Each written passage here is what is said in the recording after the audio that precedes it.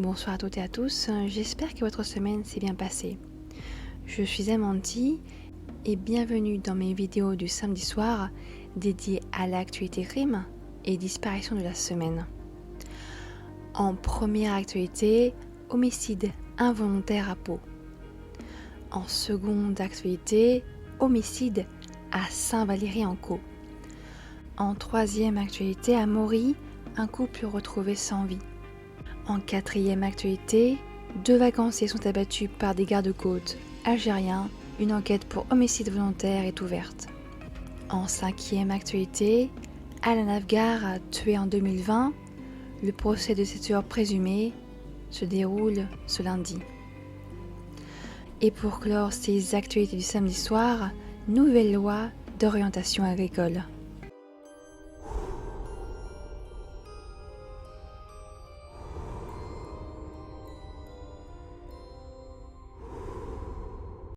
En première actualité, homicide involontaire à Pau. Le mercredi 6 septembre vers 12h20, près de l'école Marancy à Pau, un enfant, un petit garçon de 3 ans, est renversé par une voiture. La conductrice roulait à bord d'une Nissan Qashqai au niveau du parking de la résidence des Cyclades.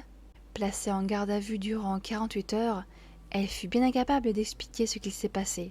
La maman de l'enfant, du bébé de 3 ans, explique que la voiture roulait un peu vite. Je cite le procureur de Pau, Rodolphe Jarry. Elle a expliqué n'avoir rien vu, avoir entendu un cri et avoir cessé de rouler, mais n'a pas pu expliquer comment, matériellement, cela avait pu se produire. Une expertise est en cours pour comprendre ce qui s'est passé ce jour-là. Si vraiment, elle n'a rien vu.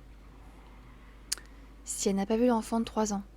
La conductrice est libre mais placée sous contrôle judiciaire avec l'interdiction de conduire pendant 5 ans. En seconde actualité, homicide à Saint-Valery-en-Caux. Le lundi 4 septembre 2023, un homme de 43 ans meurt au 26 route de Dieppe à Saint-Valery-en-Caux.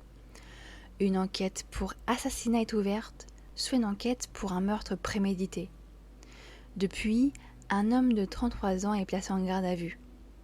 L'homme de 43 ans succombe aux multiples coups de couteau portés par le suspect. Les coups ont été portés au niveau du cou, du bras et du thorax. La raison de ce geste serait une grosse dispute liée à un trafic de produits stupéfiants. Le suspect affirme n'avoir cherché qu'à se défendre. La compagne, celle du suspect, elle aussi, a été interpellée et, je cite, placée en garde à vue pour non-assistance à personne en danger et recel d'objets pour faire obstacle à la manifestation de la vérité, note le procureur. L'enquête se poursuit. En troisième actualité, à Maury, un couple retrouvé sans vie à leur domicile. L'affaire se déroule dans le Pas-de-Calais, dans le village de Maury qui compte 307 habitants, le 1er septembre 2023. C'est au sein d'une des maisons du village que les corps de 2 personnes sont découverts. Une femme de 52 ans et son mari de 59 ans. L'épouse de 52 ans était aide-soignante dans un EHPAD. Sa patronne, inquiète de ne pas la voir au travail, contacte les autorités. La piste de l'homicide suivi d'un suicide est privilégiée par les gendarmes. L'autopsie des 2 corps devrait avoir lieu dans la semaine. L'enquête continue. En quatrième actualité, 2 vacanciers sont abattus par les gardes-côtes algériens. Une enquête pour homicide volontaire ouverte. Bilal Kissi, Abdelali Michoué, Mohamed Kiss et Smaïs Nabé sont 4 Français partis en vacances au Maroc. Le 29 août, ils sortent se balader en mer, en jet ski. Mais les 4 hommes se perdent en mer. Ils sont trop loin de la plage de Saïda, tout près de la frontière avec l'Algérie, et s'approchent de la frontière avec l'Algérie sans s'en rendre compte. Traversent la frontière sans savoir non plus. Ils sont rejoints par les gardes-côtes de l'Algérie qui leur tirent dessus. Smaïs Nabé est arrêté par les gardes-côtes algériens. Mohamed Kiss est lui secouru par la marine marocaine. Bilal Kissi et Abdelali Michoué meurent sous des balles. Au Maroc, une enquête est ouverte pour connaître les circonstances d'un incident violent en mer. Le ministère algérien s'explique. Il déclare avoir découvert 3 jet-skis qui auraient traversé clandestinement leurs eaux territoriales et que les gardes-côtes auraient averti les personnes qui ont refusé d'obtempérer et ont pris la fuite en effectuant des manœuvres dangereuses. Pris la fuite ou peut-être avoir fait demi-tour. Les gardes-côtes ont procédé à des tirs de sommation. Tirent des coups de feu immobilisant un des jet-skis. Ils expliquent ces tirs par une grosse activité des narcotrafiquants dans le secteur. Il faut également prendre en compte le fait que les relations entre l'Algérie et le Maroc ne sont pas au beau fixe depuis 3 ans environ, en ce qui concerne certains territoires, ainsi que les relations que les pays ont avec Israël. Mais sincèrement, je n'ai pas les compétences pour rentrer dans les détails. Mais les relations actuelles entre les deux pays peuvent expliquer ce qui s'est passé, même si nous n'avons pas tous les détails. En 5e actualité, Alan Afgar, tué en 2020.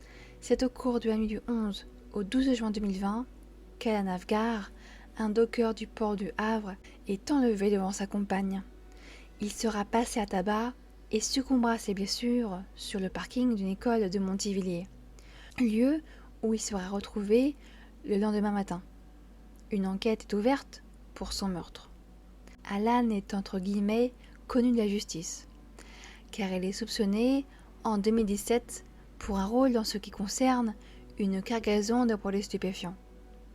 Des suspects dans le meurtre d'Alan sont rapidement identifiés. 3 hommes étaient à ce moment-là surveillés par la gendarmerie. C'est grâce à de la surveillance, des recoupements téléphoniques, qu'ils sont soupçonnés d'avoir tué Alan. Alan, qui avait quelques mois avant sa mort porté plainte pour des messages de menaces. Depuis le 11 septembre, les 3 hommes passent devant la justice pour association de malfaiteurs en vue de commettre des crimes et des délits punis de 10 ans de prison. Plusieurs marches blanches ont déjà eu lieu pour rendre hommage à Alan Afgar. Et pour clore ces actualités, ce n'est pas un crime, mais c'est une nouvelle loi d'orientation agricole. L'objectif principal de cette nouvelle loi est en partie de susciter des vocations en parlant du métier dès l'école primaire. Elle prévoit également la création d'un bachelor agro, situé entre le BTS et le diplôme d'ingénieur, ainsi qu'un service un peu plus poussé en ce qui concerne le remplacement des éleveurs pour qu'ils puissent partir en vacances. Le ministère de l'Agriculture voit également son budget en hausse pour 2024, 15% en plus, soit 1 milliard d'euros en plus. Il est également prévu d'aider les agriculteurs dans leur transition écologique pour, par exemple, décarboner l'activité, produire des énergies renouvelables, ainsi qu'adapter la production au changement climatique. Je ferai une vidéo un peu plus complète en ce qui concerne la loi en question. Je vous remercie d'avoir regardé ou écouté cette vidéo jusqu'au bout. N'hésitez pas à partager vos avis en commentaire. Je vous donne rendez-vous mercredi soir pour une nouvelle histoire. Passez un très bon week-end, prenez soin de vous, prenez soin de vos proches. Et d'ici là, n'oubliez pas,